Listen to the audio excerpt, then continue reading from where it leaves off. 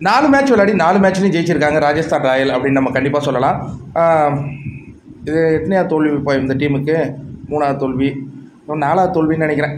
ஆர்சிபிக்கு அவங்களுக்கு வந்து தோல்விகளை எண்ணிகிட்டே இருக்க வேண்டியதான். ஏன்னா எனக்கு வந்து சிஎஸ்கே பார்த்தீங்கன்னா தோனின்னு ஒரு புகழ் பாடிட்டு இருக்காங்க. ஆனால் தோனியால் அந்த டீம் வந்து பெருசாக பாதிக்கப்படுறதில்ல. அவர் கீப்பிங் நல்லா பண்ணுவார், பேட்டிங் லாஸ்ட்டில் தான் வராரு. அது ஏதோ ஒரு ஹைப் வச்சுக்கிட்டு அது எதுவும் பண்ணிகிட்ருக்காங்கன்னு வச்சிங்களேன்.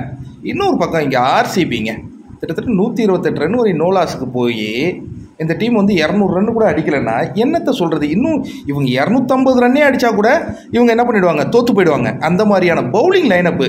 அப்படி இருக்கும்போது விராட் கோலியை வந்து நீங்கள் தவறு சொல்கிறாங்க சில பேர். அவர் ஸ்லோவாக 100 ரன் அடிக்கிறான்ட்டு அவர் முடிவு பண்ணிட்டார், இந்த டீமை வச்சுக்கிட்டு நம்ம கோப்பையெல்லாம் வாங்க முடியாது, ஏதோ நம்மளுடைய ஃபார்மையாவது காப்பாற்றிப்போம். ஆனால் இன்றைக்கி வந்து விராட் கோலி நீங்கள் பார்த்தீங்கன்னா விராட் கோலி பட்லர் எவ்வளோ ஃபாஸ்ட்டாக அடிச்சுட்டு வந்தார்.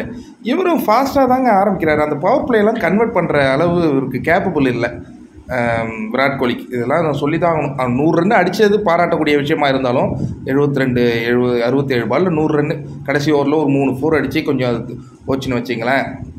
கடைசி ஓவரில் 3 4 அடிக்கிறது, 12-13 ரன் அடிக்கிறதுங்கிறதும் பெரிய விஷயம் கிடையாது.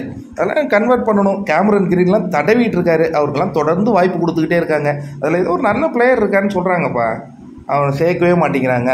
ஆர்சிபி மேனேஜ்மெண்ட்டு வேஸ்ட்டு அப்படின்னு இன்றைக்கி ட்விட்டரில் ட்ரெண்ட் ஆகிட்டு இருக்கிற அந்த காட்சிகளும் பார்க்கணும்.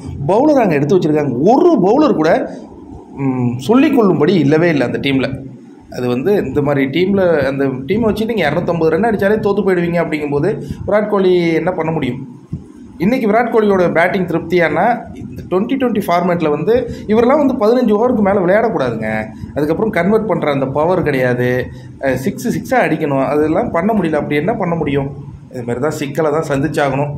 இந்த டீம் வந்து தோக்குறது நல்லதா அப்படின்னு பார்த்தீங்கன்னா கண்டிப்பாக வந்து விராட் கோலிக்கு அது மன அழுத்தத்தை தரும் அப்படின்னு ஒரு சொன்னால் கூட இந்த ஸ்டார் பின்னாடி நிற்கிற டீம் வந்து என்றைக்குமே ஜெயிக்காது. அதுக்கு வந்து ஒரு மிகப்பெரிய உதாரணமாக இருக்கிறது வந்து பெங்களூர் தான். ஏன்னா விராட் கோலியை தவிர்த்து நீங்கள் விமர்சனமே வச்சாலும் அவர் விளையாடுறாரு, ஆனால் சிறப்பாக பண்ண முடியல.